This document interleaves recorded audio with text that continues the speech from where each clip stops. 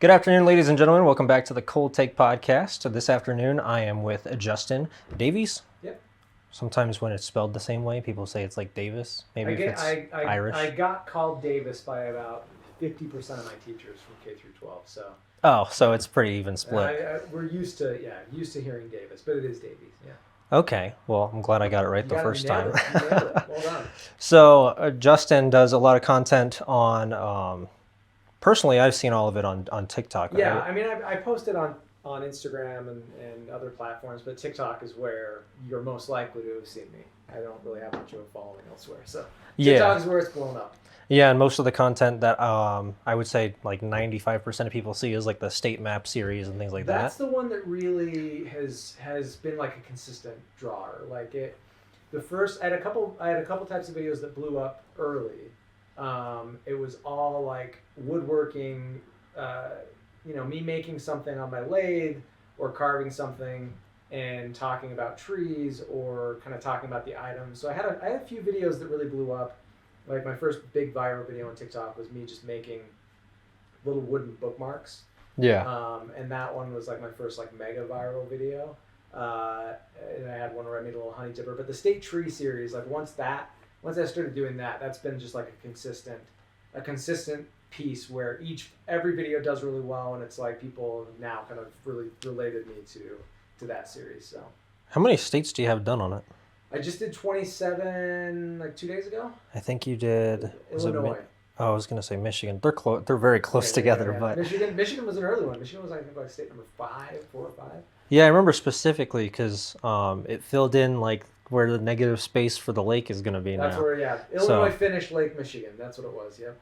Yeah. How did you decide to start making like states out of wood? I know you started with Utah. Yeah. We are in Salt Lake City. Yep. So I'm from Utah. We're in Salt Lake City. So the state tree thing that was honestly inevitable. Not the state trees, but like a map made out of wood was inevitable. Once I got into woodworking, I very early on knew I wanted to make a map out of wood, specifically one that involved trees that had, whether it was a map of the U.S., I've also thought of doing like a county map of Utah, and one where the states or the counties had to do with trees from those regions, just because I have an innate curiosity about trees, and I've always loved maps. I grew up loving maps. I can still remember when I was like 6 years old, getting a world map for my birthday and having that on my wall, and I would just like little dorky kid that I was, just like stare at it, for hours and just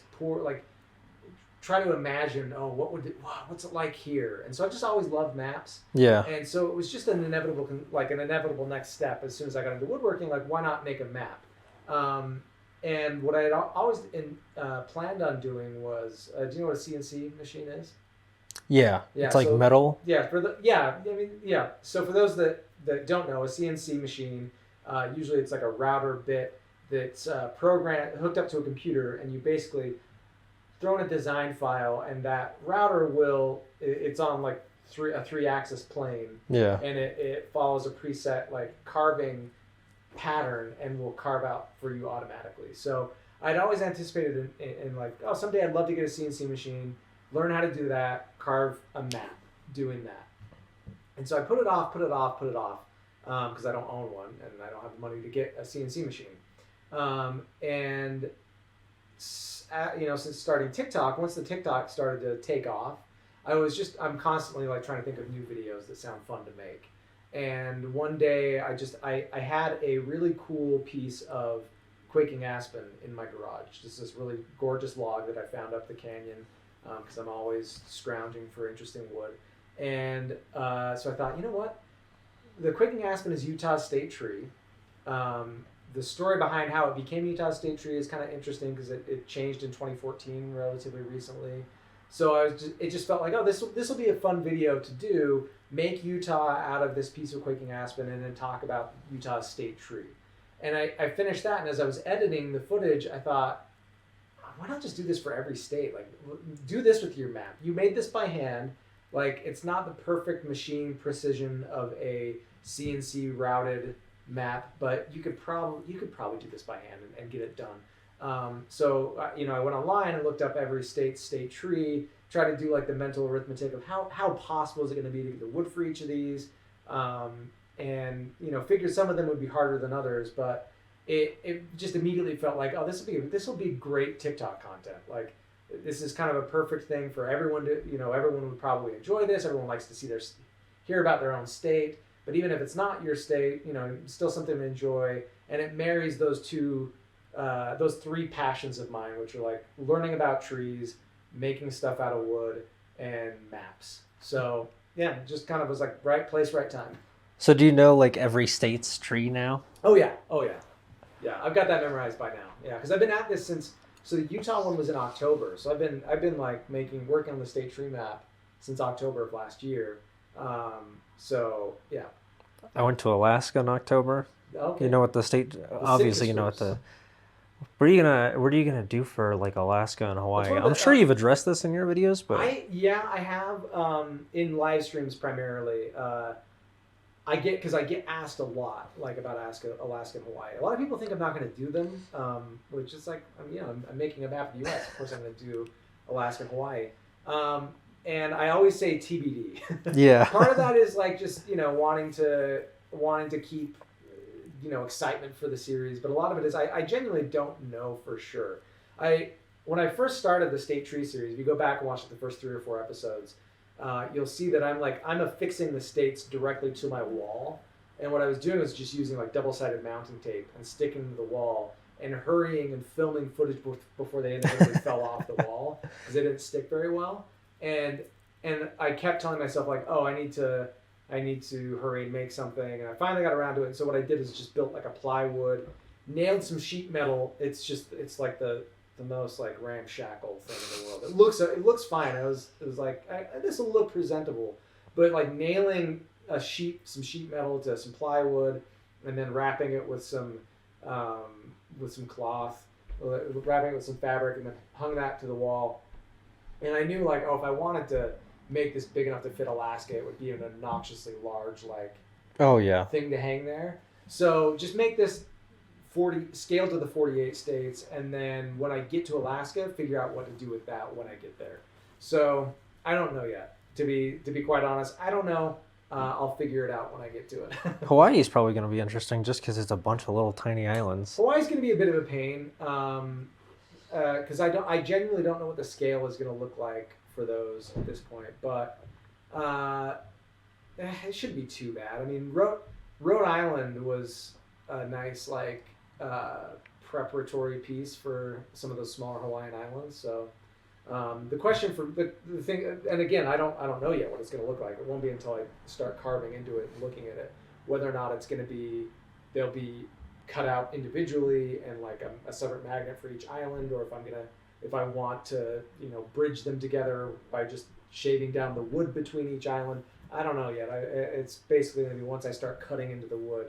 I'll just roll with what feels like it looks the best or is going to actually work in practice. And that's the way a lot of like my projects go. I'm not a planner. I'm not I'm not a very organized person. I'm an extremely disorganized person. I have a tendency to just dive headfirst into something and see what happens next. Oh yeah, I can relate big time to that one. Yeah. As far as I know I asked this specifically on a live stream a few weeks ago. I asked how you make sure that everything's like proportionate and the right size. Yeah, that's another question I get a lot. Yeah, so it's a very non-scientific approach to that as well. So I have a projector that I use that I project this map.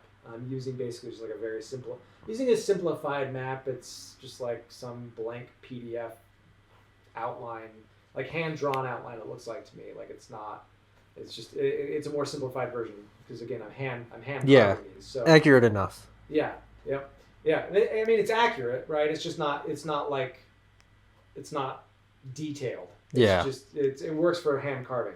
Anyway, so I project that on, and basically I turn the projector on, and my next state, Illinois, for example, is what I most recently did. So I turn that projector on, and I grab a few bordering states or nearby states. So I'll grab,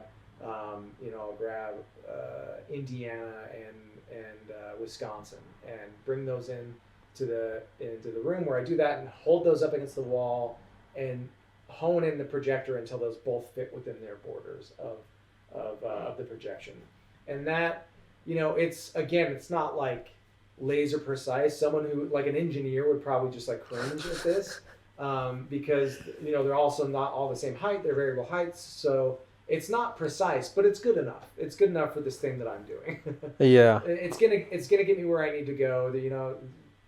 It might be off by like a millimeter here, or a fraction of an inch there, but so far everything fits together well. Yeah, that makes sense. Yeah. I actually, obviously, I knew the answer because I was the one that asked it a few Yeah. weeks ago. Yeah. But figured, yeah. So you were saying that you're not very organized or like planning ahead type. Yeah. How do you decide what state you're going to do next? Just like the wood that you're able to get? Yeah. So I don't have the wood for every state on hand. A lot of the states are rarer. I mean, rare is not really the right word. It's just that a lot of them are states that people don't work with the wood on them for. When you think of like wood that you're going to get in a lumber yard, it's typically going to be wood that it has commercial appeal, right? So Yeah. it's wood that is either widely available because it's a large tree that grows quickly and can be grown on plantations and farmed effectively, and the lumber company can make money doing that. Or it has commercial appeal because it's like a really pretty wood, or it's really nice to work with. So with the state trees, there are a lot that fall into that category. Like Michigan and Maine, eastern white pine. Like you can go get that. You get that at like the local lumber yard down here. Oregon, the Douglas fir. Like every house in America is built with Douglas fir. Yeah, everybody knows what that is. It's just like a standard 2x4. So some of them are super widely available, but then you have others like even like Utah, the quaking aspen. The quaking aspen is everywhere. It has one of the widest native ranges in North America. You find those trees all over the place. So it's not like, it's really rare. It's not a rare tree, and it's not like it doesn't get used for stuff, but it doesn't have like a high commercial appeal. Yeah. It's when the wood is typically used for like pulp or making paper or matchsticks or stuff like that. So it's not one that you can go to like your local lumber yard and say, hey, I'm gonna give me like a run of aspen wood. Sometimes you can, but sometimes you can't. And then you have other trees that are just simply not harvested for wood at all, like Oklahoma's eastern redbud, for example. That's one I get asked a lot about, and it's just a small tree, and it's like an ornamental tree. So the only time you're going to get wood for that is like a local hobbyist might have some of that just kicking around his garage, like local woodworkers who's like, oh, I had one in my backyard, it came down, or I had to cut some down, or so I've got like a log sitting in the yard because I like to do wood turning on my own. And so in those instances, you just have to hope that you know someone who lives within that tree's range and has access to that wood. So that was me kind of making a gamble when I first started the series. I made Utah and immediately started searching online. Like I kind of looked blank wood for sale for every tree, and found that I could find at least some for sale for almost every tree. And I was like, okay, well, let's just push forward and see how this goes. And the fortunate thing has been that it's grown to the point where now I do have people that have reached out and offered every tree so far. I haven't received every tree. There are a lot of people say, hey, I think I can get you a piece of redbud for Oklahoma, or a piece of bristlecone pine, or a piece of American elm, like some of the ones that are harder to get. And I say, great, and haven't heard anything back yet. So some might take a little bit longer. Some are going to take longer to get. I do feel confident at this point we'll be able to get them all. So yeah, not worried about that. You're over halfway done at this point. Yeah, so. Exactly. But to go back to your original question, what makes me decide to do what state? So that's question number one: is do I have the wood on hand? And then question number two is just kind of like when I know today's going to be a state tree video day, because the videos take a long time. They take about a day's worth of work for me to do to get a video done. So I have to know that I've got a full day to set aside to work on this video, or over the course of a couple days. And then once I've decided that, I kind of just go into I kind of go to the garage and I look at the woods on my pile and see what one feels like the one I want to make that day.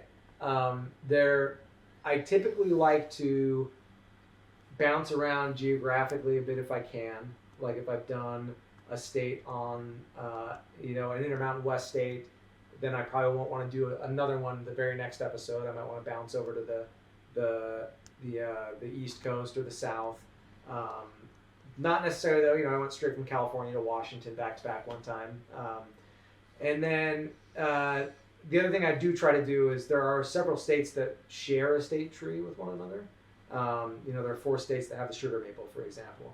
And I'm trying to space those ones out so that I don't just have like 4 episodes in a row with the same tree. Yeah.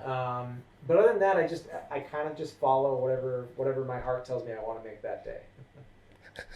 What you were saying about like different like availabilities of wood kind of reminded me.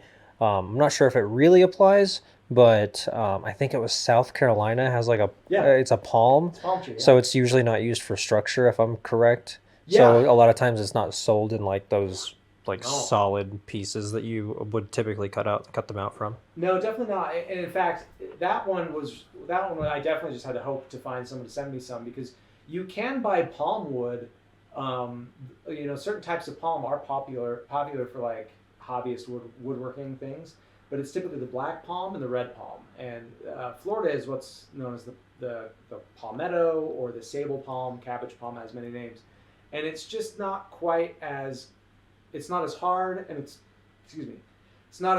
it's not as pretty as the black palm and the red palm. So because there are already other types of palms that are already sold at like woodworking hobby shops, the palmetto is that much harder to find. So that was one where just, a nice guy from South Carolina was like, I'm going to send you a couple of pieces. And he sent like 2, it was just basically 2 like full slabs, like cross sections of a cabbage palm trunk, which was awesome. So yeah, so there's a bunch like that, right? That are just, because I have a lot of people that will DM me and ask me, hey, I always find it really endearing, because most people when they'll DM me and say, hey, I really want to do. Is it okay if I do my own map like this? And I'm like, I don't own the idea of like a map of state trees, but so you don't need to ask me. Like I don't own this idea, and even if I was like the first person to do this, like I don't know, it's just I find that very adorable and endearing. But then the second thing I always tell them is like, yeah, go for it. I love it. Like I would love to see tons of people doing the same thing, posting pictures of it. Like I would just get a lot of joy out of seeing people do that. But the caution I give is that if you're doing state trees, that's the issue you're going to run into. If it's I'm just going to make a map of the U.S. out of wood from I'm going to use walnut or maple or oak or whatever, then you're set. You're fine. You're good to go. But if you're locking yourself into state trees, that's a really big challenge. Is some of those are going to be hard to find.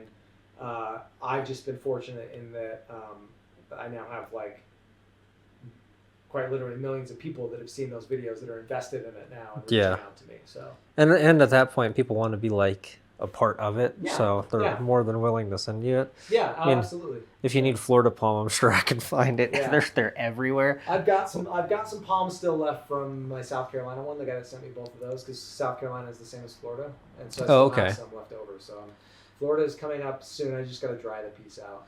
Yeah, when you said palmetto, I got reminded of horror stories because there's like palm trees, which are like the stereotypical tall ones. Yeah. I don't know what the scientific name for them or anything like palms, that. Like that black palm wood that I was talking about, or red palm. That's from those are just from straight up palm trees. So a palmetto, the sable palmetto is like the technical name, like a bit more precise name for the state tree of Florida and South Carolina. And a palmetto is quite literally just like a smaller palm tree. It's like the really tall palms, and palmettos can get kind of big, but that's the difference between a palm and a palmetto. Is palmettos are just a little bit smaller. Yeah, I had a palmetto tree in my front yard at the last house that I lived at. We moved out in November, thank God, which is funny because it's funny that I'm talking to you about it, because the neighborhood that we lived in actually had a lot of road names that were after like wood. Oh, nice. So like one was cabbage palm. Oh, Mine yeah. was rocking chair. Another one was like tiger wood. All this other, Oh, cool. all this wood themed stuff.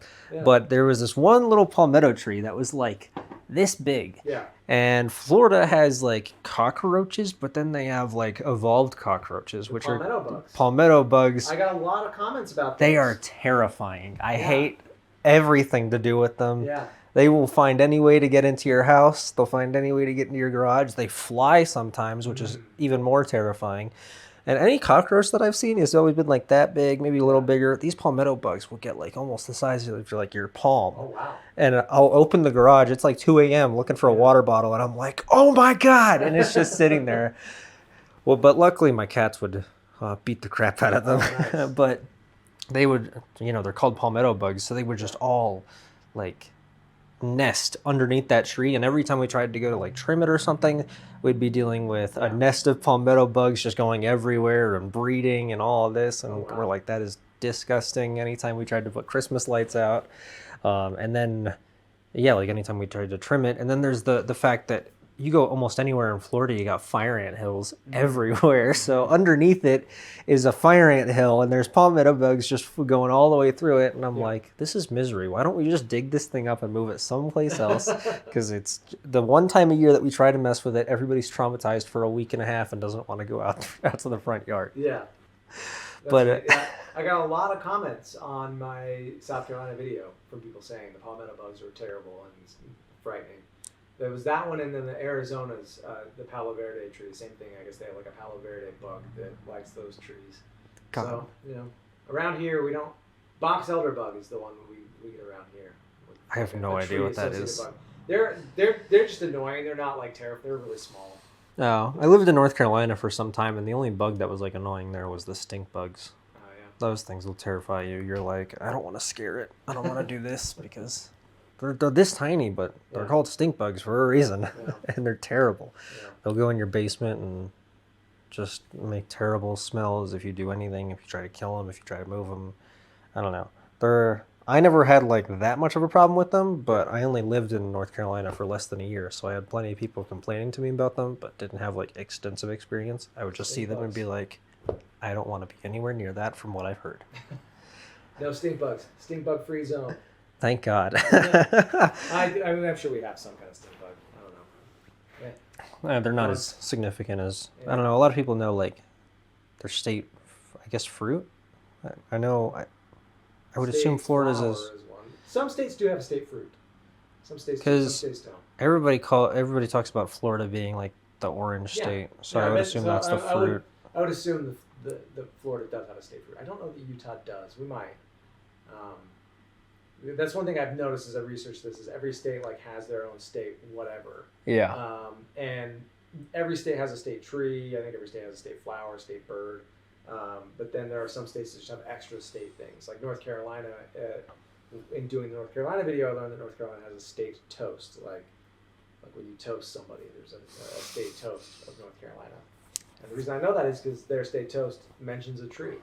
Yeah, it starts with "Here's to the land of the longleaf pine," is the opening line of the North Carolina state toast, which I found endlessly charming. Yeah, it's kind of cool. It just kind of links the two of them together. Yeah. Yep. With state birds, it's funny. Like I said, I went to Alaska in October. Yeah. And I forget what the state bird is, but it's not the mosquito. And everybody says it's the mosquito. Yeah. And I'm like, you people have mosquitoes for a few months because it gets very cold there, and mosquitoes are not going to fly around when it's 0 degrees. Yeah. I'm like, we get mosquitoes year-round in Florida, but no, everybody there has bumper stickers that all say, like, Alaska state bird, and it has a little mosquito cartoon. And I'm like, I've heard that. Whatever. Yeah. But it's just funny. Each state has like their own little quirks. Yeah, that's been a really fun part of this series in particular. Is like it's just I've enjoyed because prior to this, I was really like laser focused on native trees in my area because that's what drew me into woodworking, and so I was making a lot of content like hyper specific to the native trees, and I still do those types of videos.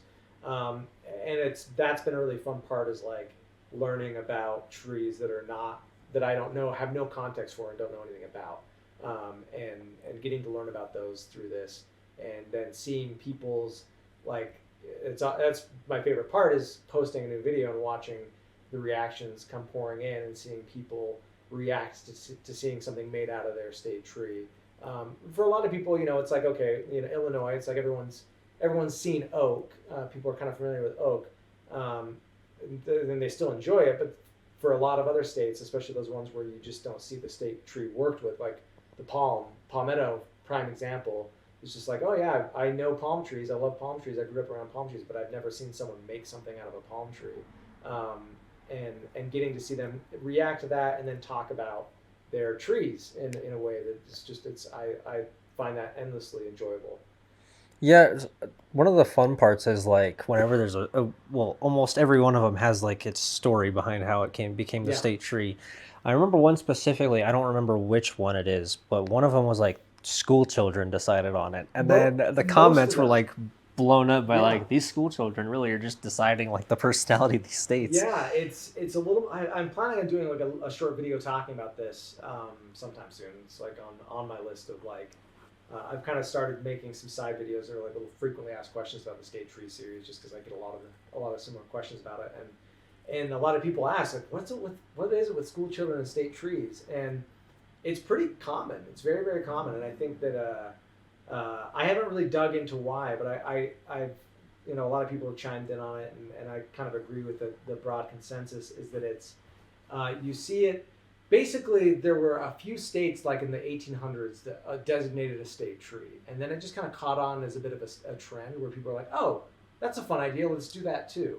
And then I think that the school children thing just comes from school teachers are just looking for ways to teach children about trees, and then about like it's a nice way to like teach lessons on how government works in a very low stakes way, but that like kids are interested and drawn into. So. You get to do a lesson about here's how government works. Here's what laws are. So we're going to conduct a poll and let the kids choose what the state tree is, and then kids can go up to Capitol Hill and watch the bill get passed and voted on and discussed. And I think that that's probably a big reason why it's often the school children. And then I also think there's just that fact of like once one state had the school children do it, other states are like, oh yeah, let's have our school children figure that out, like vote on that too. It's a fun way to do it. Not every state obviously did that. Sometimes it's like straight from the lawmakers. Sometimes it's like horticultural groups. But I would say probably half or well over half. I plan on doing some research for this. I want to know exactly like of the states of the state trees, like what percentage were school children chosen. But my gut tells me it's probably more than half. Yeah, that would make sense. Yeah. It also like it keeps them engaged, obviously. Yeah. And I think there's also something kind of endearing about kids. Kids look at trees differently than adults do, so it's kind of fun to know. What trees did the kids pick? I don't know. When you were a kid, did you grow up around like the lumber industry or like in a woodworking family already, or did you just had an interest in wood? No, I didn't get into woodworking until 2018, just a few years ago. Was when I started woodworking. My great grandpa was a woodworker, not by profession, but he did a lot of it. And so that was like the one person in my family that I remember him being like having like a wood shop in his basement, and then my grandpa kind of learned a bit from him, and he made a few small things for us. So we had like a rocking horse that my great grandpa had made us, and like a little marble run thing that he'd made us. And so he did do that, but it wasn't something that I grew up being like, oh, this is like a trade within the family that I'm going to do someday. Far, far, far from it. It was just a hobby that I picked up as like a curiosity and interest in just like 4 or 5 years ago now, and wouldn't have guessed in a million years that I would be doing it at like making any kind of not that this is like my full-time job, but I do make some money from it, and now clearly like I've built a platform on the back of it, and I never would have guessed that would be the case for me. Yeah, I was gonna ask if this is if like the woodworking and making the TikTok content is basically what you do with majority of your time now. I'm trying to move more that way. So I have a background in marketing. I kind of fell into marketing as a career. I so I grew up wanting to be an author. I was always like more of a creative kid. I wanted to write. I was the kid that was always writing stories. That's what I knew I wanted to be, like an author from a very young age. But I always felt, just kind of internalized this notion that, well, that's not really a real aspiration. You like That's an okay thing to think about wanting to do someday, but like don't really think about doing that. And so, and that's not it's not like that wasn't a message I was like getting from my family. My parents like were champions of my writing and they were very supportive. But I think it's more of like a broader cultural like lesson that we're taught, and that I, as like a quiet, people pleasing, shy little kid, really especially internalized and just wanted to be seen as like a good kid that was doing what he was supposed to do. And what I was supposed to do, quote unquote, was like get a real job, get married, have kids, support a family. Like that's what I kind of grew up believing I needed to do. And so writing was not on the table for me. So like when I went to college, I didn't take like a single creative writing class because I thought, well, I would love to, man, I really wish I could, but like that would just be a waste of my time. And so as a result, I just kind of like floundered through college, trying to figure out, okay, well, I can't do this thing that I want to do, so what should I do instead? And I didn't declare a major until like 3 years into college, like when I finally was like there, I was forced to, and I chose political science because I was like, well, maybe I'll do law school. That seems like something that like society at large would be happy that I'm doing. So okay, like I don't want to do this, but sure. And so I picked political science, really hated it, really hated studying it. Did an internship out in Washington, D.C. in 2008, and really enjoyed that internship. I was for one of Utah's senators up on Capitol Hill, and had taken the LSAT right before that and was just planning on like going to law school. And I remember one time I was just, as part of like my intern duties, was delivering mail around the office and was just kind of chatting up the different people there because I'm a talkative person, and was talking to the chief counsel, the senator's chief counsel, and he was just like, so what are you planning on doing after this? And I said, I took the LSAT, I think I'm going to go to law school. And he's the chief counsel, so he's like, the top attorney in the office. He's like, oh, cool. What do you want to practice? Like, what are you looking to do with it? I'm like, I don't know, no idea. He's like, oh, well, why law school? I'm like, I don't know. He's like, let's go get some lunch. You want to go get some lunch? I was like, yeah, sure. So we went and got some lunch down at the cafeteria, and we're just talking, and he was like asking me more questions, and he sussed out immediately, like, this guy doesn't want to do this. And so he basically said, listen, I'm not here to like tell people what to do and what not to do with their lives. So like, if this is what you want to do, go do it. But I want to like say I want you to know, I believe very firmly that if this is not something you want to do with your whole heart, don't do it. And I think I was just waiting for like someone in a position of that level of authority to give me permission to say I didn't want to do it.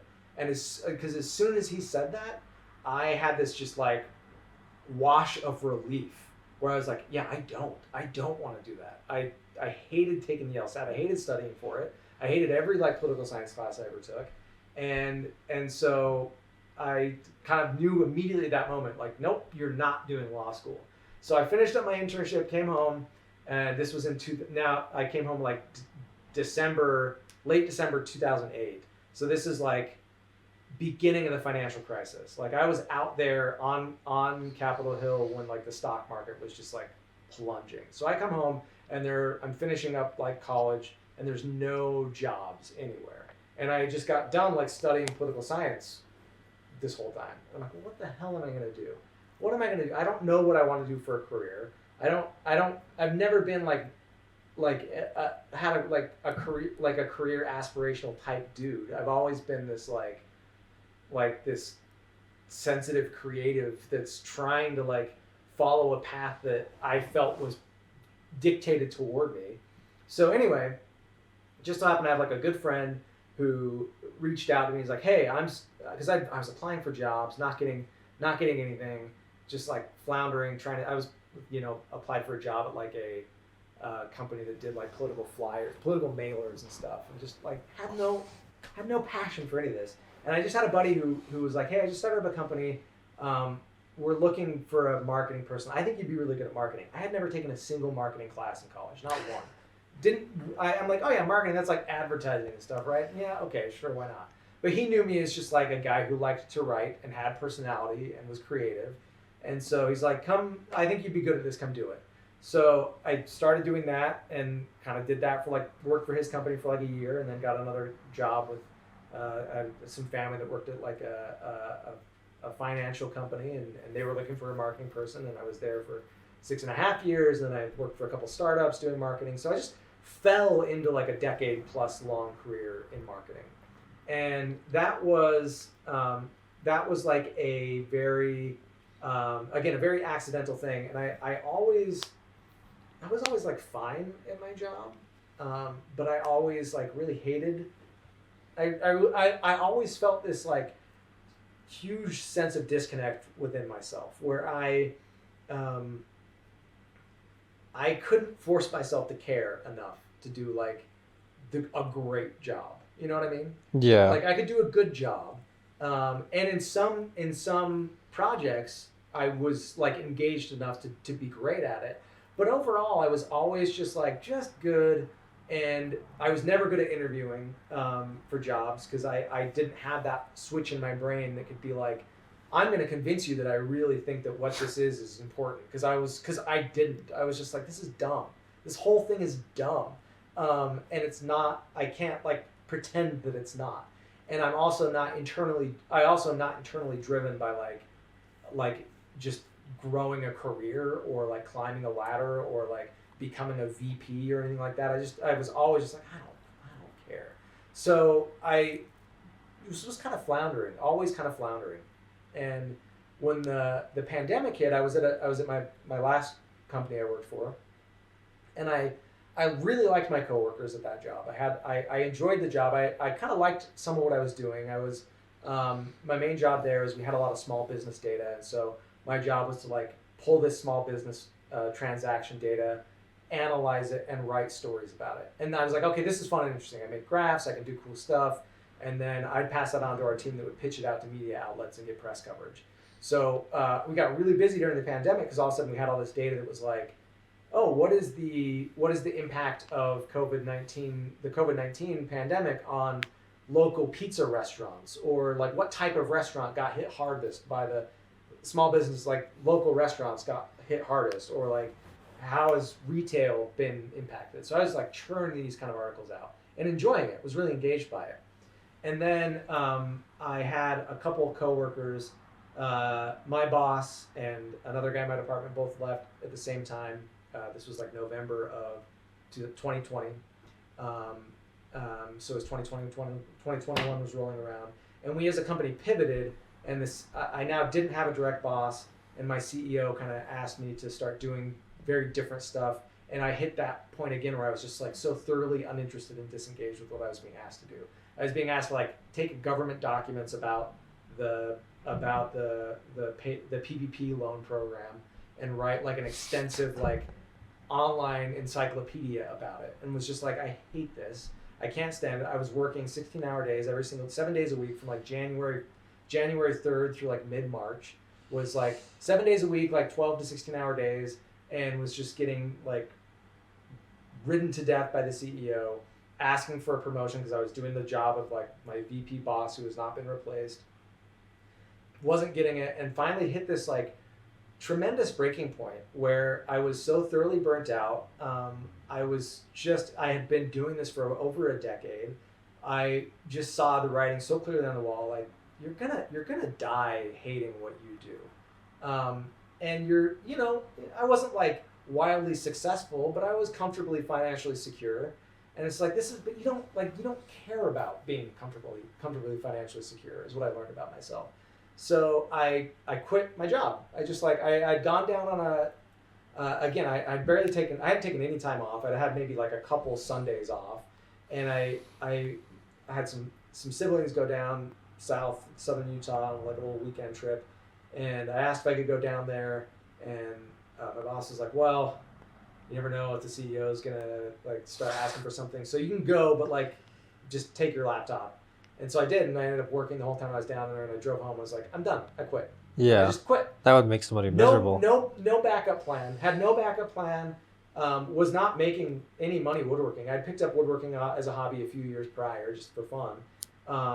But I wasn't selling anything, and I hadn't yet started making TikToks, and I was just like, but I knew so clearly, like, it's time to just like gamble on yourself.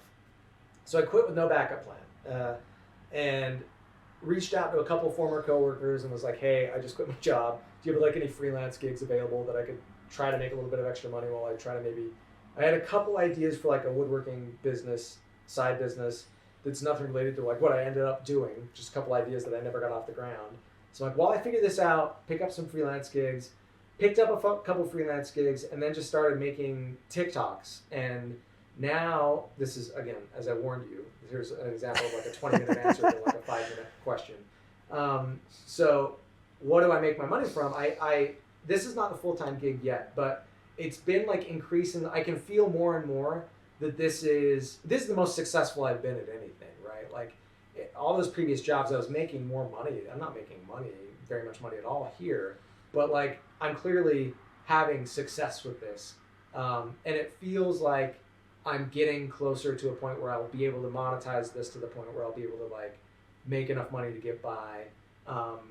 But what I do know now is like financial instability or insecurity, but a clear purpose and direction is what gives me far less anxiety and far more like comfort and stability than like financial stability and aimlessness in what I'm doing with like my day. So I sell stuff on my website. I make some money there. I do some freelance gigs still a little bit on the side. And then I'm not making really barely any money on TikTok at all because TikTok doesn't pay the creators. Yeah, that's and so I'm trying to like spin up a YouTube channel to try to monetize that better. I'm trying to like spin up a Patreon. I just haven't been very good at like getting that stuff off the ground yet, but I'm working on it. And that's been the challenge for me has been I've proven to myself I can sell my wood stuff. And if I like spent all day every day in the wood shop, I'd probably be pretty financially comfortable right now. But I'm so much more like driven by a new state tree video. I'm like, I could spend today in the wood shop churning out some stuff and sell that and make some money, or I can make another state tree video. And both will take me a full day. The state tree video, I'll make like $20 on TikTok from it.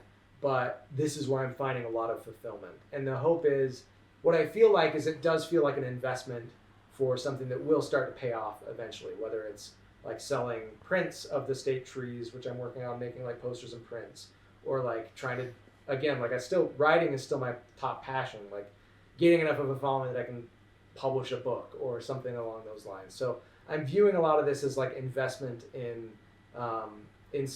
stability in the future. But I going back to like another like desk job is like, that is a break in case of emergency scenario, which I don't know that I could even do it if I had to. It's not my style of doing things either. I'm pretty similar where I would much rather do something that I actually enjoy and like with the creative process and stuff. Yeah, I mean, I try to be very careful because like for a lot of people that is like what they're good at. That's what they're good at, right? Like a lot of my friends, that is what they're very good at. And so, you know, I try to be very careful for myself in saying like, it's not that one is better than the other. It's not like, oh, I'm holier than thou because I'm like chasing a loftier ambition or pursuit. It's just like, I'm not good at that. Yeah, it's just not my thing. And I'm like, I want to try to do something that I'm actually good at. And for a long time, I thought, well, you're just not trying hard enough. You're not like dedicating yourself hard enough. Or like, just work harder, just be better, and you'll do better at your job. And to a certain extent, that's obviously true. But for me, it was learning that I was never going to be that good, and I was never going to be personally fulfilled by that. As opposed to a lot of people are just very personally fulfilled by like yeah, I worked really hard today and I got a promotion and I did this, and that's like a very, and now, you know, I don't have to worry about if I can make my mortgage next month, because that's the really stressful thing for them. And what I had to like kick myself in the head over and over to learn about myself was, it's far more stressful for me to like just be at my desk knowing I'm never getting another promotion and just be like, I hate my life right now. That is stressful. Even, and what's not stressful, being like, am I going to make my mortgage payment next month? I guess we'll find out. Like, that doesn't stress me out, you know?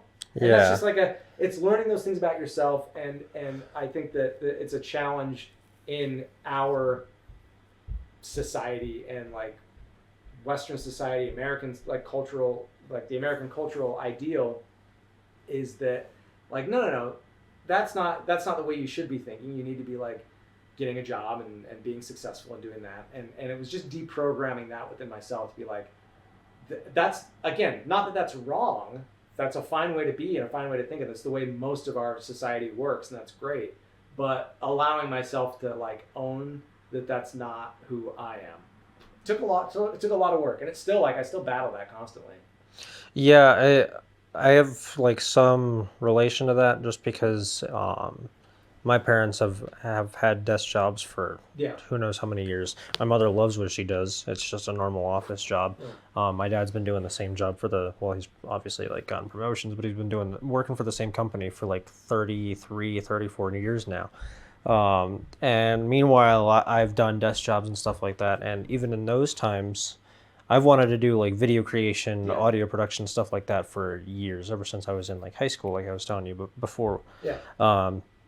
So when I was doing these desk jobs and I'm working not only 40 hours a week, but then when I'm like doing overtime and all this other stuff, all I'm thinking at the same time is like, yeah, I'm making plenty of money doing this, but I'm like, am I gonna have the chance to go and do like video creation and do the stuff that I want to do? Which sucked because when I was in high school, I was like that kid that was trying to learn as much as possible about video production and like I've always been playing games and stuff. So for a while, I was actually making like gaming videos, and that's how I got into video creation and video editing and learning all that. So I would do all of that, and I occasionally would do like streams on Twitch and whatever else. And with ADHD in my life and everything, I've never taken medication for it, which could either be a good thing or a bad thing, depending on who you ask. But the thing that almost all of my friends have said when I go into these projects is like, when I do, at least I put like all of my effort into something if it's something that I care about.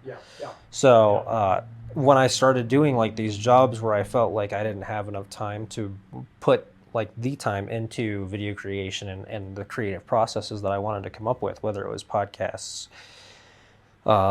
any sort of videos. For some time I did like fishing videos just because that's what my group was doing, and I actually enjoyed doing that. But whenever I got to the point of I didn't have time to, or I didn't feel like I had the time or the energy to do those, it sucked hearing that like my friends even noticed it. They're like, you should be doing this again. You were really good at this. And I'm like I can't do it right now. I don't have the time to do it. Yeah, I mean, it's hard to give ourselves permission to do the things that we want to do and that we're good at. And I'm always just encouraged when I hear more and more people do that, because, you know, I don't know, as being someone who's just like the thing that I am engaged by and good at is not like, it's, again, like, because that's the weird thing is like woodworking just oddly became something people liked. It was like became a way to piggyback into that, but I don't think of myself as like a woodworker.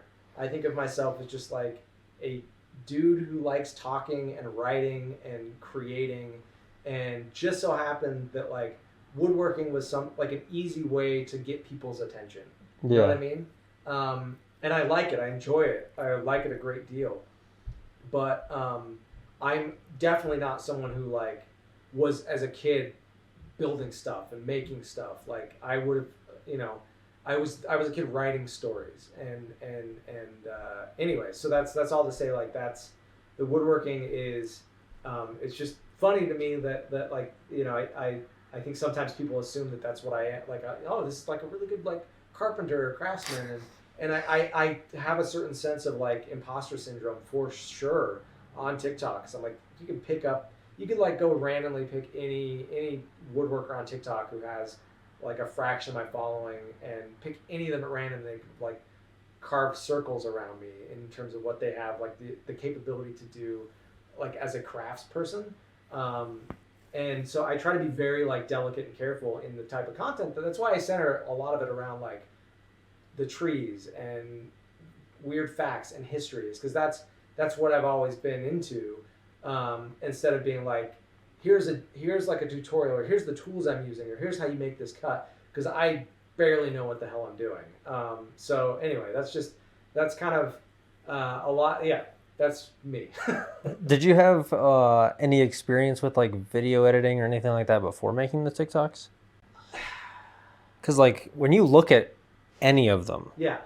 they're like pretty high Yeah. production, it seems like, and appreciate I that. really enjoy watching them because I like the editing style, and it's Yeah. not just you just don't just set your phone here and Yeah. and do all of it. You can tell that a lot of work gets put into Yeah. it. When I I've watched appreciate them that. before, I've been like, there's a lot of time. If you know anything about video production, you'll look at it and you'll like, there's a lot of time put into these. It is. It's a lot of time, and that's why again, like, this is the stuff that I'm drawn into and that I enjoy. And so I don't have like a ton of experience, but that's just, again, similar to you, it was just something that I always enjoyed. I always was into like film, and it's just, comes from just being like a creative kid, I guess. And shooting videos on, again, I'm 40, so like I didn't have a lot of cameras available growing up, but like when I was a young kid, just getting like the big old camcorder out in the backyard and shooting videos with like my cousins and making our own movies and figuring out how to edit by just like setting up a scene and recording it and then pausing it and like doing that. Like we were doing that type of stuff. And then once, once social media started to take off, I always enjoyed making videos and content that way. Again, not putting that much thought and effort into it, but yeah, I don't have a ton of experience, but I do feel like that's just something I'm naturally inclinated toward. My grandpa was a photographer. He had a darkroom in his basement, so like I think like a photographic eye is probably just a little bit. Not that I'm like a great photographer, but I do think I have like a bit of that skill. What I do tell people like on my live streams a bunch is like, guys, I'm better at content creation than woodworking. Like I hope you guys know this. 'Cause a lot of people would be like, will you teach lessons sometime? Like I'd love to come take lessons from you. I'm like, listen, I'm complimented, but I would feel like I am stealing your money because I am full of bad habits. I need to go take some lessons myself. I think that the reason that like I've grown a following is not because I'm great at woodworking, but because I'm pretty good at like content creation. So I appreciate you noticing that, because yeah, it is a lot of work. Like yesterday I made a vase to make a video. I had kind of an idea for something I wanted to talk about, and so I grabbed a piece of wood that I'd gotten from Pando. Pando is a big clonal colony of aspen trees in central Utah. It's the heaviest living organism on Earth. It's like no one knows how old it is, tens of thousands of years old, because aspen trees share like a root system. Okay. And so the trees themselves, they only live to be, like the sprouted trees themselves live to be 100, 200 years old or so. But the shared root system underneath, no one knows for certain how old it is because you can't really date that. They just know. I think they can kind of look at like glacial records and stuff and determine like, oh, well, it's, may not have been alive prior to the last ice age, but it certainly has been around since it, basically. So I'm fascinated by Pando. I love it. It's just like a tree nerd. And when I was down there, I found like some slash piles that the Forest Service piled up of dead pieces of wood. So I'm like, oh, I've already done a video about Pando, but I'd like to do another one. So I made a vase out of some wood that I got from down there. And I'm filming that, and it's I've got like a tripod, and I'm like, I'm working with the best kind of material I have with my camera, where I'm like, I wish I had like a couple like reticulated arms and stuff that I could get better angles. But I just have so much fun trying to find like a good angle and setting that up, and it's time consuming. Like the vase took me an entire day, and that's again what I'm saying. Like that's the tricky thing for me, and the reason I try not to be like, oh yeah, the woodworking is my primary source of income. It's because like, on a day where I could have made 7 vases to sell on my website, I made 1 to make a video out of.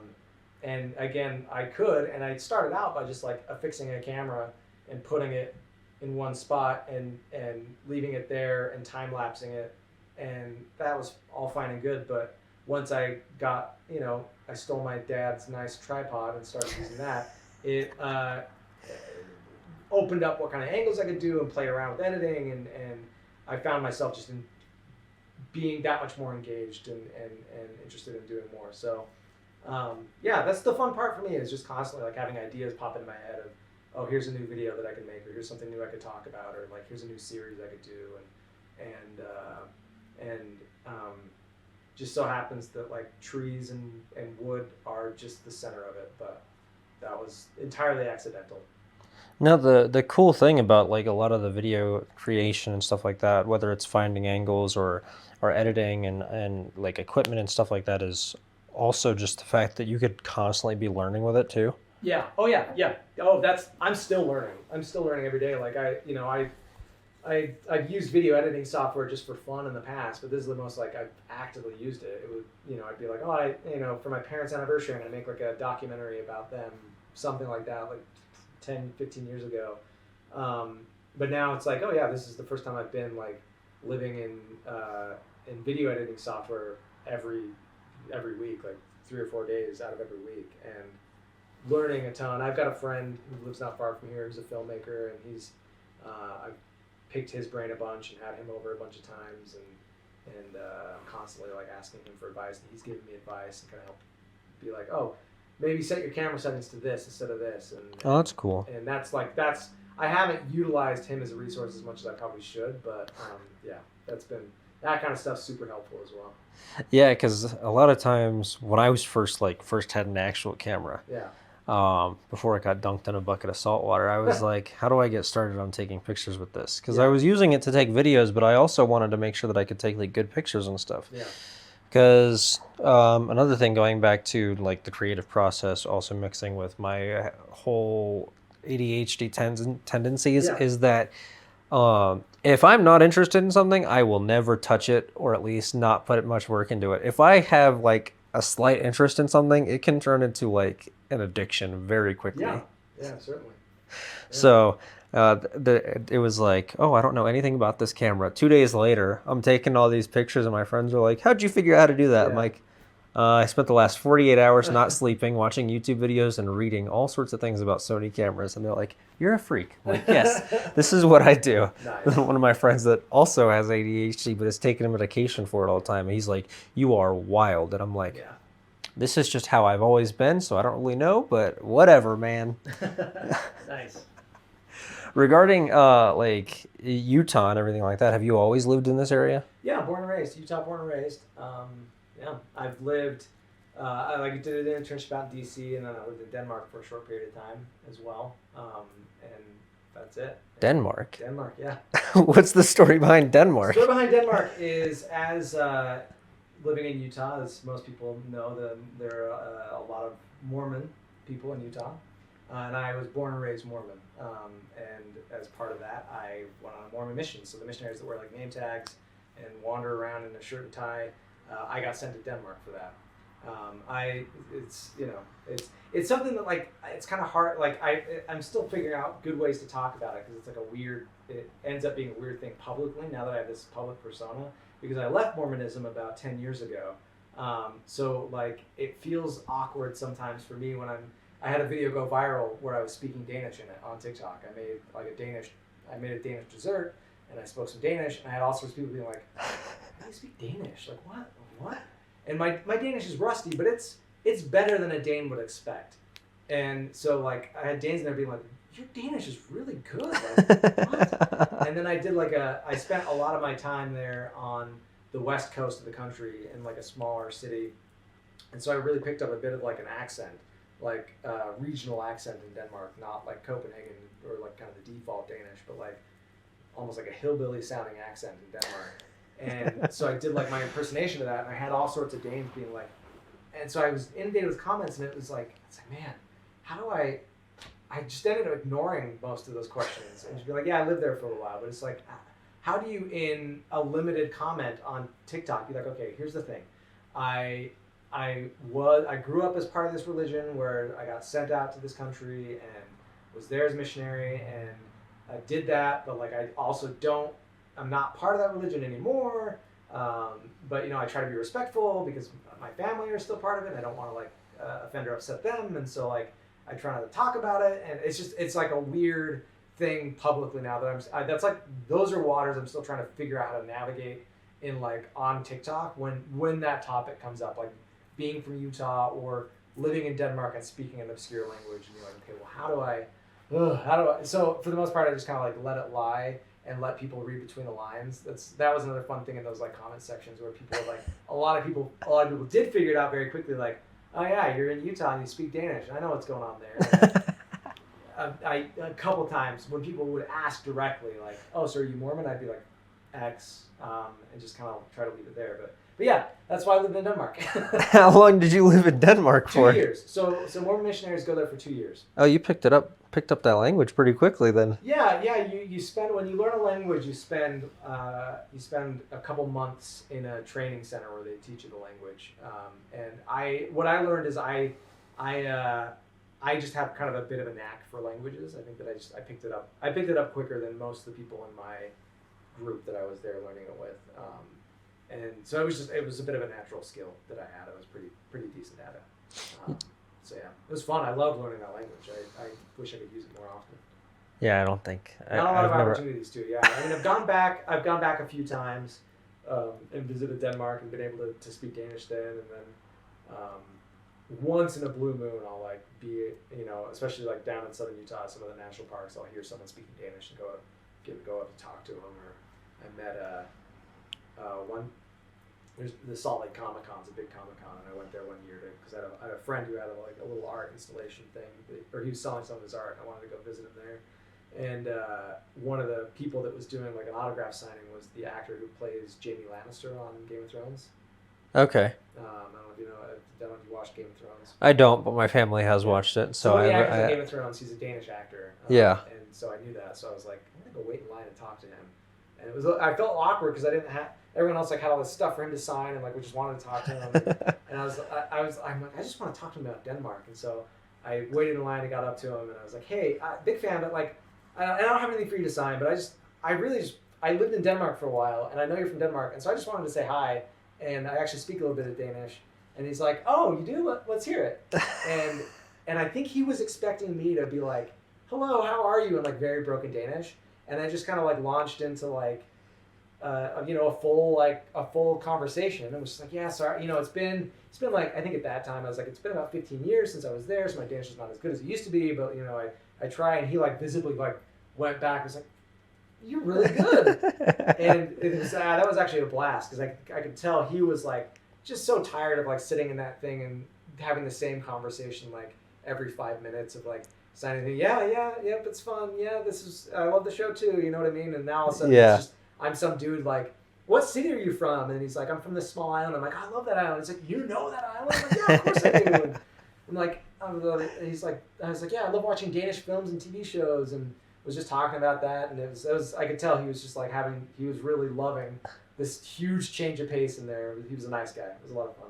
Yeah, I've never met anybody that spoke Danish or has ever gone to Denmark, let alone lived in it. Yeah. So I was there for 2 years, kind of lived all around the country. And it was, it was an interesting experience for sure. I love the place. So when you go into like these training centers to learn like the language, is that when you're there, or is it like getting ready to go there? It's it's separate from going there. Yeah. So there's one down here in like Provo, Utah. That's where I went. Some of the, like if you go to Brazil, like a lot of missionaries go to Brazil and they have a training center in Brazil. So a lot of those ones will go to Brazil and do it there, and then they go out to where they're assigned to go. But for a lot of people like me, Denmark, you go to this training center for a couple months in Provo, spend a couple months like learning the language, and then also like learning how to be a missionary, quote unquote, and then you get sent out to the country you're gonna go. So. Is that typically something that you like volunteer to do, or is it just something where like you grow up in it and then they're just like, okay, we want you to do this? You volunteer, but it's like, it's very expected of you. Yeah, like everybody's done it, so there's. Yeah. I think it's. I mean, I've been out of it for 10 years, over 10 years now. So, and I'm sure it's evolved a bit. When I was a, it's when you're for me it was when you're 19. I think they changed the age to 18. But growing up, it's like when you turn 19, you go on a mission and you get assigned on where to go, and then you go and you do that thing. And so you're always, it's volunteer basis, but there's like there's a cultural expectation that you do that thing. And if you don't go, then it's just like a big question mark on like, why did you not go? What's wrong? Yeah. So a pretty heavy cultural expectation. But to be clear, I was thrilled to go.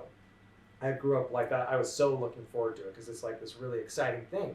You're gonna go spend 2 years in another country, and yeah, even if it's not like the religion or like religion related, you're still traveling and seeing like new stuff. Yeah, especially for me that I got to go to an interesting place. Like some people go to like no shots to these places, but some people go to like Idaho or like Tennessee or Illinois or whatever. I'm sure those are great places. That's like one of the messages of my State Tree series. I try to like really nail down like I think every state is cool, and like I'm so thoroughly tired of like these low effort jokes that it's just like let's dunk on a state for not being cool because every state has something interesting about it, and I'm very intentionally trying to like highlight every state has cool trees. Like stop making the same tired joke like, oh, for Iowa are you gonna do corn stalks instead of trees? I'm like, no, Iowa has cool trees. Like everyone really original joke, but like try harder, you know what I mean? Like, and so anyway, that's a side tangent that I go on that tangent a bunch on my lives because like it's such a low effort joke to me. I'm like, if you want to come and make jokes about Utah, I'm not gonna be offended, but I'm gonna be bored unless you have something like really original to bring to bear. If you're like doing something very hyper specific, if you're like if you have a joke about like the drive-through soda places, I'm like, okay, you've done your homework, you've got a funny joke. The what? Yeah, drive-through soda places. Like, there's special soda shop. Like, drive-through, look up Swig while you're here. You can go get a giant soda with, like, special mix-in flavors and, like, a Diet Coke with all sorts of mix-in flavors, and it's a huge thing around here. So when someone from another state makes a joke about that, I'm like, this is a funny and original and unique take. But when it's just like, oh yeah, Indiana sucks because there's nothing there. I'm like, come on, man, you're boring. I mean, Indiana does suck because there's nothing there, depending on where you are. But I mean, still, everybody will say that. Yeah. Everyone says that, but my retort is always like, I've never been to Indiana, so I don't know. But I can promise you that if you were to take me to Indiana and show me a place in Indiana you find interesting and fun, not you, but like hypothetically, someone from Indiana that's like, yeah, this is my favorite spot in the state, I would enjoy it, and I would find cool and interesting things about it. And I think that there are so many things that are worth our disdain that we should like focus some of our effort, like our disdainful efforts towards, as opposed to just like a state writ large for not being Alaska or Northern California. You know what I mean? Like, yeah, those places are like, yeah, of course. Like, we're so conditioned. This is, again, such a huge soapbox for me. We're so conditioned, especially now, to just like, oh, well, the most beautiful and interesting places are the only places that matter because we get to see whatever we want to see. Like, I can pull up my phone and be like, I'm going to spend all day looking at like the most gorgeous places on earth. So this corner of my own backyard is just like, oh, it's so boring and lame.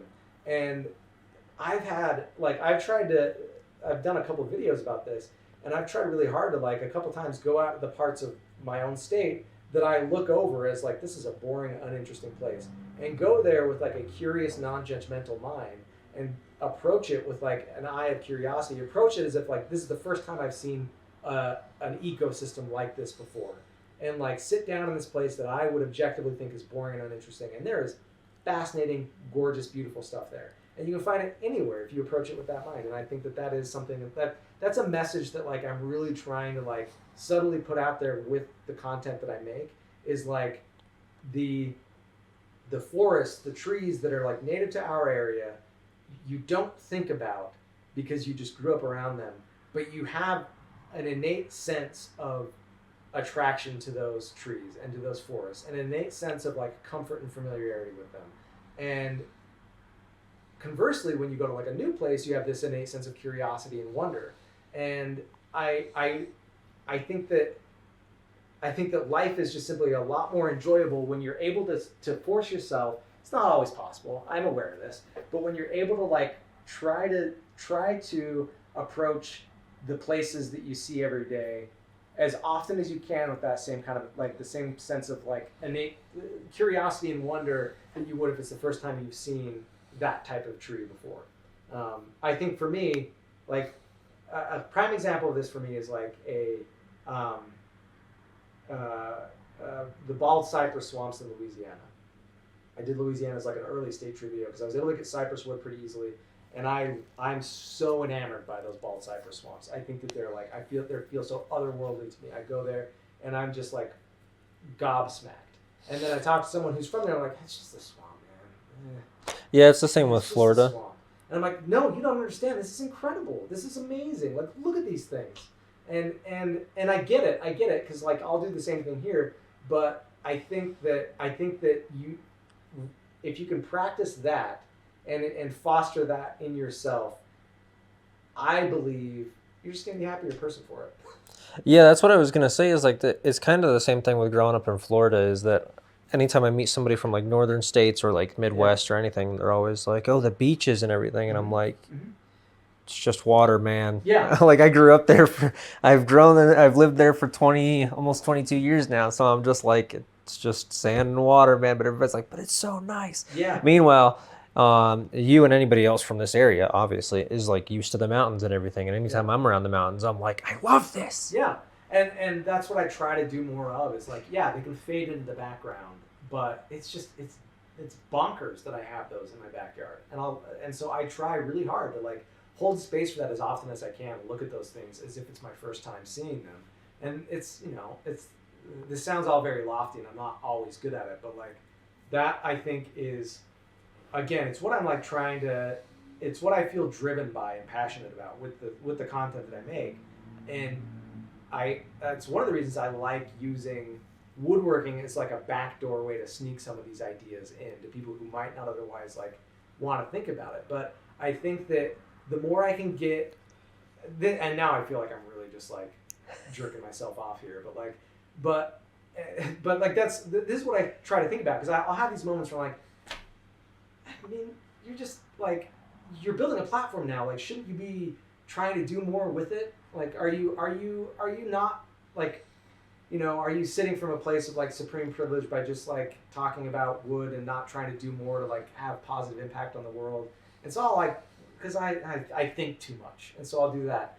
And anyway, that's like one of the loftier, grander ambitions that I would like hope that this is eventually like would do is I want people to think about trees differently. I want people to like consider trees more thoughtfully, and especially like their native trees and their native ecosystems, because that's why I got into woodworking. Like my genesis was, I also was just like, I didn't really think about trees.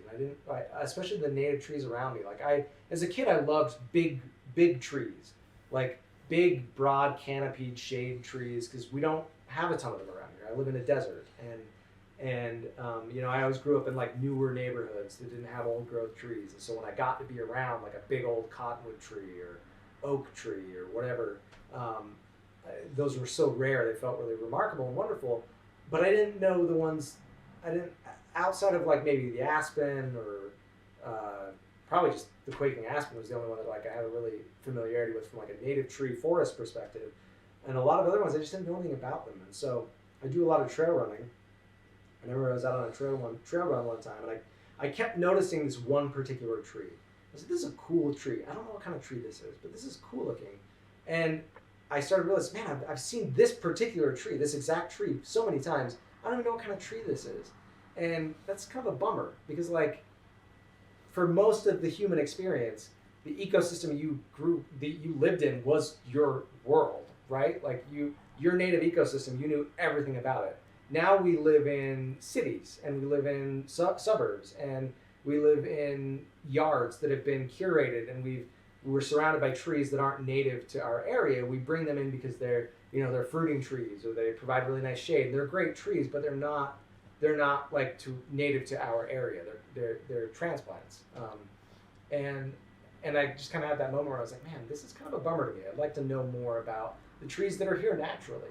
And so I came home from that run and spent some time like it was hard for me to figure out like trying to describe this tree that I don't know Oh what it yeah. is and figure out what kind of tree it was. And I finally figured it out. It was a mountain mahogany tree. And I was like, I've never heard of this tree before. I'm completely unfamiliar with this type of tree. I was so fascinated by it. And I started reading about it. And I started reading about like, where what its native range was and what the indigenous people in the area used it for and what they're still continue to be used for this day and kind of like how they reproduce and all that stuff. And I was just like so endlessly fascinated. I'm like, this is so cool. I can't believe I didn't know even the name of this tree yesterday. And now I'm just like, this is the ADHD thing you were talking about, where I'm just like going down and then I'm like looking up all the other native trees in my area. And I was like, no, like, what are all the trees that I find in the mountains on my hillside? And just like finding everything out and just like so endlessly fascinated by it. And then the big thing, especially for this mountain mahogany tree, is like, what is the wood like? Like, what is the wood like?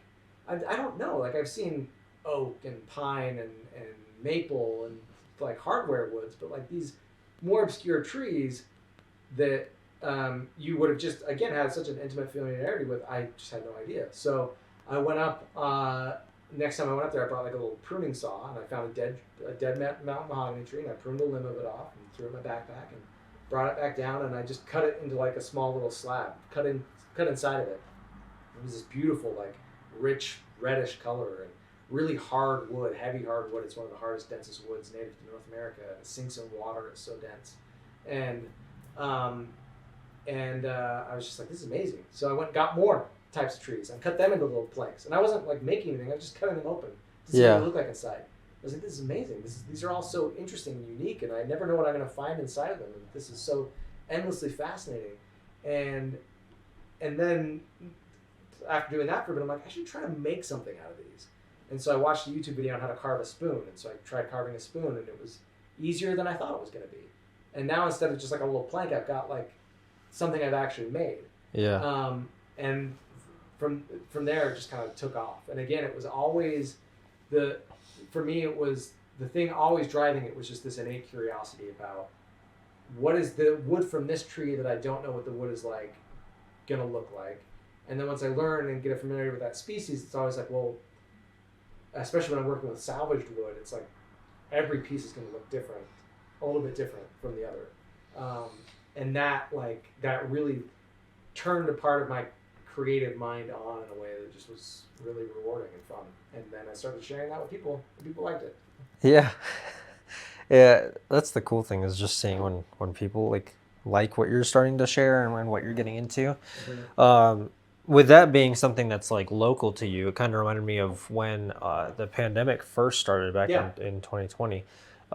Somehow I got into it. Was probably because I was doing like fishing videos and watching fishing videos, but I went down this rabbit hole of all of a sudden I was watching diving videos. And so then I spent like April or May of 2020 just like watching diving videos, taking a diving certification, all sorts of stuff, and then all of a sudden I'm free diving and all this stuff, and I'm like, this is stuff that I've lived, like stuff that I've had the access to do and have had the ability to do for all of my life, because I live less than an hour from any beach pretty much, on the like west coast of Florida. So then I ended up like getting into free diving and stuff, and I'm just like, there's just chances for me to swim with a whale shark like an hour away. So that was the coolest thing, and I'm just like, this is something that I've been used to all my life, but then I just kind of threw myself into it, and I'm just like, this is really cool. That's exactly it. And that's exactly what I was talking about. It's like we have a tendency to just, it's a very natural human thing, is to just become oblivious to the things that are nearest to us, because we become numb to them. And there's just, I truly believe that there's something really fascinating to be found no matter where you are. You just gotta like turn off that part of your brain that wants to throw judgment on everything, and like quiet that part down and be like, no, just approach something with curiosity. Approach it with a curious mind, and you're going to be fascinated by it. You're going to like be interested in it, and you don't need to go to the Pacific Northwest to find a cool forest. You can find a cool forest anywhere you look. The forests of the Pacific Northwest are incredible. They're amazing, but like so is the forest in your own backyard. Oh yeah, people in California haven't seen the woods of my backyard.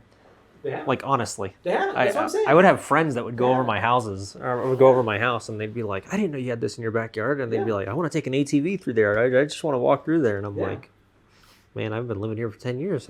Yeah. I never really thought anything of it." Yeah. But I keep meaning to get to this Oh yeah. this little thing. Yeah. It is an incense holder. Well, yeah. So it's just like a little. It's just like a small little bowl, but I make them as little incense holders. I put like a little bit of sand in there because I started making incense cones. Yeah. And that's been like one of my favorite pieces of content. I try to make like one video a month where like I basically go out, and it's what we've just been talking about is what I try to like really lean into is like I go out on like a hike with my camera and just film footage of a certain type of tree or the area that I'm in, and I just kind of go on a walk and whatever like floats into my brain about what I'm thinking about. Sometimes it's sometimes it's like about the smell of the wood from that tree. Sometimes it's about a juniper forest. Sometimes it's about the time of year. And then I'll film incense burning and intercut it with like footage of my hike and talk about the things I'm thinking about. So anyway, these in particular have been fun for me to make because the incense cones are fun. They're really fun to make and they're fun to burn. And they smell really great and the smell of wood is great. And then I like these small little things because I like the reason I stick to like making smaller items or making vases or these smaller platters. I'll have a lot of people ask me like, well, why aren't you making X, Y, or Z, like, bigger items or like more complicated stuff on the lathe? Like people I think are looking, there's a lot of YouTube videos of people like making really wild, complex stuff. Yeah. And I, again, for me, it's like, the thing I love more than anything is like grabbing a piece of wood that I've never made anything out of before, or like a really scraggly piece of wood out in the mountains, or one that's like halfway rotted out, and making something out of it. And you're really limited to what you can make. And so what I try to make is a sculpture.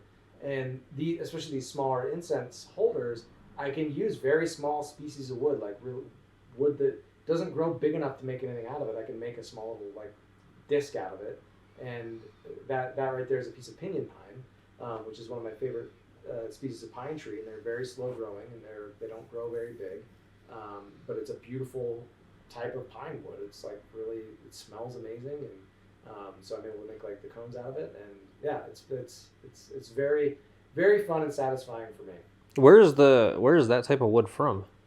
Pinyon pine's native range is just like most of the Southwest, so Utah, New Mexico, Arizona, Colorado, kind of the Four Corner states primarily. It's New Mexico state tree. Oh, okay. And then with the incense cones, a lot of times if anybody goes to your TikTok page, a lot of the times it's like you're talking on and doing live streams of you making them. Yeah, whenever I make incense cones, because I sell them on my website, so when the batches get low, I just have to make them, and that's a nice activity to live. Like I usually will just go on live stream because I'm like, when I'm making these, I'm stuck sitting down at the table like mixing these together, but it's just like such a passive activity that I'm like, I may as well go live. Like I'm at least doing something so that people are engaged because I'm doing something, but it's also a good opportunity to just like hang out on a live stream and talk to people, and people seem to enjoy that. So. And that's when you get flooded with the, when are you going to do Florida? Yeah, it's like 85%. When are you going to do X, Y, or Z? When are you going to do my state? Which is, answer is always as soon as I can. As soon as I get the wood, or whenever I get the chance to look into it. A lot of it is as soon as I can get the wood. For the wildest thing, for whatever reason, Minnesota has become just the most hotly contested state over like the last 3 or 4 videos. Go check like my last 4 state tree videos. It's like 85% Minnesota comments. I don't know what's going on there, but Minnesota's coming in hot. I love it. I love the energy, but I don't have. That is one that I would do Minnesota tomorrow, but I don't have the wood for it yet. I have never met anybody from Minnesota, so I wouldn't really see why. I mean, Florida's going to be an interesting one. I'm going to Minnesota in a week for work, so I mean, cool, I guess. The Minnesotans are finding it, and I love it. I'd love to visit Minnesota someday. I'm 10,000 lakes. This is again like me leaning into that part of my personality. I want to go everywhere and see everything, and I'm like, a lot of it is when I was younger, when I was like in my 20s, I had that part of me too, where I was like, constantly, oh, this state's dumb, and then I'd Oh, think yeah. that, and I'd go to a state and be like charmed by it because I'm just that way. Like I'm very easily won over. Yeah. And so like I'd go to a state after thinking this state's boring, and be like, no, I love it. This is so cool. There's so much to enjoy here. And so I've just really tried to actively like fight against those types of narratives. Yeah, I found a comment saying most noble of woods is the red pine in Minnesota. I got another one that's Minnesota. One's Massachusetts, but and then it said, I swear Minnesota's about to be the last Yeah. Midwestern state to be done. Minnesota. There was one in particular, I think it was like Oh my California's God. comment section was like one of the California or Washington or one of the states was particularly inundated by requests for Minnesota. And this is only the one that I'm looking at is the Illinois one. So it's not like they've Yeah. had very long to flood these comments, but No, they have Minnesota's flooded coming in hot, and I these love it. comments. I love the energy, and I cannot wait to do Minnesota. So if anyone sees this from Minnesota, know that I have your back. It's just I'm looking for a good piece of red pine. The tricky like that's one that I would assume, oh, that's easy because pine you can find everywhere. The hard thing is if you go to a lumber yard, a lot of times pine is just sold as pine, and it's usually a mix of like regional pines, which could be like red pine, white pine, ponderosa pine, like all sorts of pine. So I need to find someone who knows for certain, yeah, this is from a red pine. I'm sure it's also the problem of not just finding the wood, but also finding wood that's like usable, as well as like the right size on stuff, because you're not gonna be able to find, or you're not gonna be able to cut stuff out of like. Right size. That's like the trick for Oklahoma. Is it's such a small tree. Finding the right size is difficult. Like for Minnesota's, once I find someone who's like, yeah, this is a piece of red pine, that'll be really easy because it's a highly used piece of lumber. Like you'll find clean cuts of red pine lumber. I just need to. I haven't been good at like. I'm sure I could email like a dozen lumber yards in Minnesota and be like, will you send me a small plank of red pine? And I could probably get them to do it, but I'm just not good at like proactively chasing that down. Yeah, going back to Indiana. Yeah. I don't know what Indiana's state tree is, but It's the tulip poplar. oh, okay. Have you done a video on that one yet? That Oh, was okay. like one of the early ones I did. Oh, okay. That would explain it then. But I may or may not have seen it. I'm not entirely sure. I remember it's been a few months since the first time I saw your videos and got interested in them. But at one point, I went onto the page and then clicked the little playlist and then just went one after another, just going through all of them. So I'm surprised that I don't really remember it. But I personally, yeah, pretty much. I just personally have a bad experience with Indiana just because I've been to Indiana twice. Yeah. Once was involuntary because my producer got us lost in Indiana when we were trying to go to Ohio. Yeah. And then the other one is just because I spent a week in Michigan City, Indiana, and there's not really much there. Yeah. I don't know why they named Michigan City or named a city in Indiana Michigan City. I know it's on the border of Michigan, but like it's kind of like the whole Kansas City is in Missouri thing. I love that kind of stuff. I love I don't know. My brain gets just like, I got a creative part of my brain that just like clicks on whenever I hear one of those oddly named cities. Like I've long loved Idaho, or state just north of here. There's a Moscow, Idaho, and a Paris, Idaho, and I love that stuff. Like I love just kind of like ruminating on the idea of a city called Moscow, Idaho. Yeah. I love it. I think Florida has a lot of obviously they have like a lot of Spanish-based names, but then I think it also has like a lot of the cities or towns are also named after like Native American names as well. Yeah. So, which doesn't surprise me because like a city or town called Sarasota, you'd kind of think isn't just some random British guy that came and explored things. So, I've kind of also fallen into those things where I'm just like, oh, how did this get this name? And then I just fall into literally anything that I have like a spark of an interest in just blows into anything else. Yeah. So it's a fun time. Is there pretty much anything else that you wanted to personally address? Anything I wanted to personally address? Not really. I mean, oh boy, that's a big question. No, I mean, it's been fun.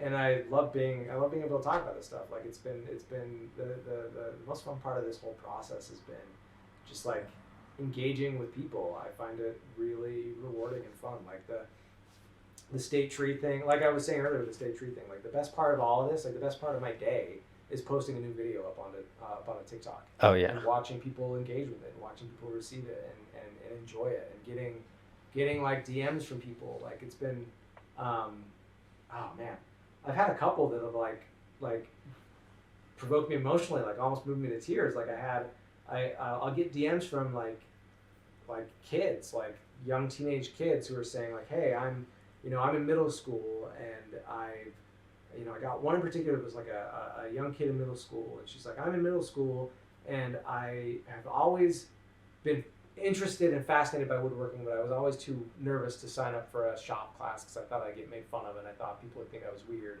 And like, why are you taking shop? And I started watching your videos and I thought I just loved it so much that it finally gave me the courage to like think that this was cool enough to do. And so here's a cutting board this is the first cutting board I made. She sent me a picture of a cutting board and I was like, this is oh, that's cool. This is so cool. Like, and I've gotten a handful of messages like that, like from younger followers who are like, oh, I never thought I'd be interested in woodworking. And again, that's a weird thing for me, feeling like I'm just like a very amateur woodworker. But I love that part of it, like seeing people who get like interested in and start doing it themselves and start making something and send me that and say, here's this thing I just made because of your videos. Like that kind of stuff it blows my mind that I never in a million years would have thought that like I would be inspiring people to make stuff out of wood. But yeah, it's been really fun. And so that's I don't know. That's kind of like, I guess, would be my closing message is that this has been just, I feel very, very fortunate that people have been like connected with it, enjoyed it. And I've loved seeing that part in particular. And yeah, I'm very happy to be doing it. That's good. Yeah. Regarding like the future as far as all of the content and stuff like that goes, is there any specific state or any sort of upcoming videos that you think anybody should be looking forward to? A few things, yeah. So I mean, upcoming state, I think the next 3 are going to be probably a mix of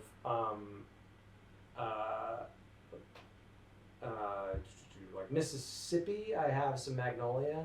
Someone sent me, and I'm like really excited to do that because I just recently got the wood. And that's like an interesting tree, and the wood is, I've never worked with magnolia wood. So that one's going to come up real soon, as well as Georgia will probably be semi-soon, and Idaho. Like those three, one of those three will probably be next. And then like, and then from TikTok, like I'm always like, I kind of like to have like a steady mix. So like, state tree video, and then throw in like a video about just like a native tree while I make like a vase or a platter or something out of it, or like an incense video. And so I'm constantly doing more of that type of stuff. And then I'm really like pushing myself to get a YouTube channel up and running because I love, the hard thing is that I love making TikToks because now I have a big following there. It's like, it's really taken off. I've got over 600,000 followers now, which just blows my mind. And so I'm always engaged to keep making content there, but the style of my content and just the way I operate like is more well suited for YouTube anyway. Yeah, like, I was gonna say the state tree style of video seems like it would do like really well on YouTube. Yeah, it's just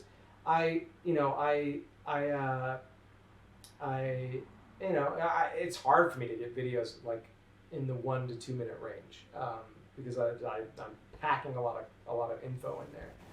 My content is not, it's not your typical TikTok content, right? It's not a lot of me like talking to the camera and like doing little 10-second like forward facing camera stuff. So it's more like YouTube aligned. It's just I haven't really what I don't want to do is just like take my TikTok videos and repost them on YouTube. Yeah. I'm trying to be very intentional. So I've got a few series ideas that I want to start doing on YouTube. One being like a kind of get to know native tree series where it's a bit more in depth. It's like starting particularly with like native trees that I can access in my area where I am like going up,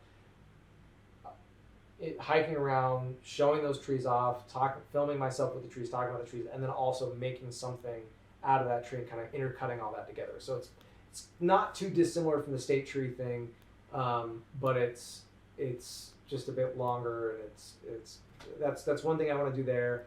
I also will probably do I have a lot of people ask me like what kind of maps are next. state tree map is like Not a world map. That would be I would crazy. love to do a world map, but like the scale wouldn't work. Yeah. Because it just wouldn't. Like again, Denmark, a country I have a great affinity for, would be like that big. Yeah. So like, so then the next step is like, okay, well, what about like a map of Europe? And that potentially, but getting the wood is just really difficult. Yeah. So maps, it's like Canada. I'll probably do Canada after the U.S. Maybe we'll see. I will probably do a county map of my own state where I'm driving out and like filming an episode Oh, in that would that be cool. county with that tree. It you know, it may not have the same kind of broad appeal as the state tree thing because it's like you're not seeing your own state represented, but it's something I can do on my own and produce immediately, and will still be at least kind of interesting. My like pie in the sky thing that I would love to do for like a YouTube series eventually, if I could figure out how to financially make it work. You know, once I can monetize stuff, I would love to do a state tree series where it's like instead of the official state tree after this tree map is done, to do like a United States of Trees map where I'm going to each state and like talking about a tree in that state and showing that tree in that state and like interviewing a forestry person or like a ranger or whatever, and they're talking about that tree, and then I'm making the state out of that tree that I am choosing that I feel is like indicative of that state. Yeah, that would be really cool. And that's kind of what like where I'm trying to point my like future aspirations toward is that type of series, like how to make that series work. That's obviously not something that would be coming anytime soon, but that's the type of like area I want to get the YouTube that's what I'm thinking for YouTube is like a grander scale version of what I'm doing on TikTok. Yeah, the cool thing about YouTube is like a good way to describe it is that YouTube kind of starts where TikTok like ends. Yeah, exactly. If you see a 3-minute video on TikTok, you're like, yeah, do I want to sit here on this? Yeah. But if you see a 3-minute, anywhere between like 3, 4 to like 9 minutes on YouTube, you're like, oh, this is nothing. I'll just watch this real quick. Yep.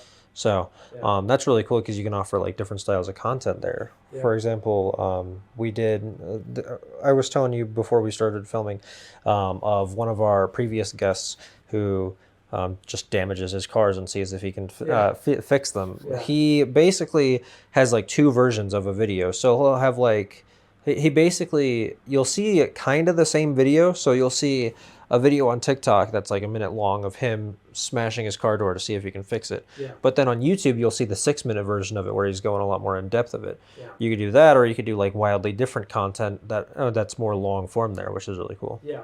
Yeah. So that's like where I'm thinking. I January and February both, I was like, this is the month I'm gonna get my first YouTube video up, and I failed both times because the struggle for me is that like each morning I'll wake up and be like, okay, what do I need to do today? And it's that like balance of, man, I need to make some stuff to get on the shop because I need some money. I need money coming in the door, and then I'm like, I'm really creatively motivated to make a TikTok today because TikTok is fun because I have a lot of followers and I get to see that instant reaction. And YouTube has just been harder for me to like motivate myself toward doing because it's like right now feels like a big step to take, and it's one of those things where I'm like, you just got to get out there and do it, buddy. So I'm just like trying to push myself. So I'm for the 3rd month in a row being like, this is the month the YouTube channel launches. So that's the plan, is to like launch the YouTube channel this month.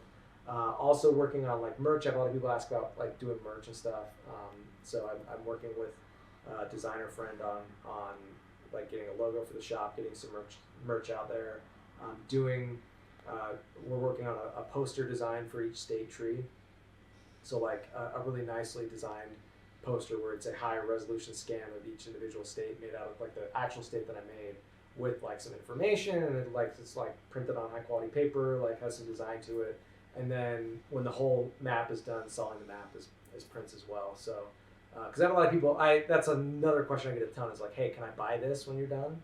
Or can I buy can I buy your state? I want to buy your state tree map. I'm like, you trust me, you can't afford it. For it to be worth it, you can't afford it.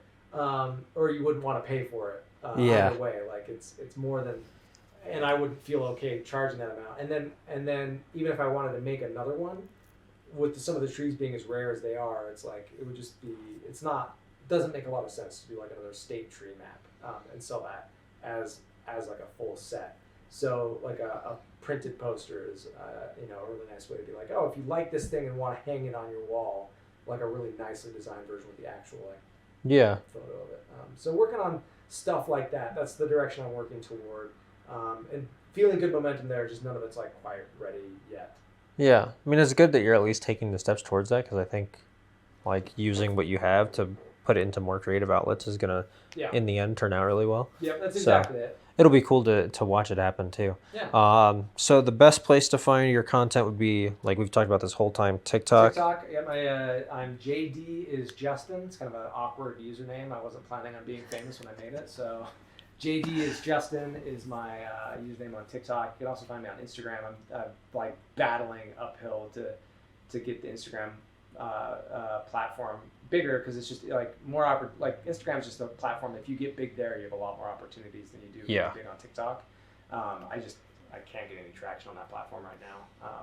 That's been like a wild thing to see now. Is like I'll post a TikTok and the identical thing to like Instagram, and I'll get 1 million views on TikTok and like 1,200 on Instagram. Yeah, it's bananas.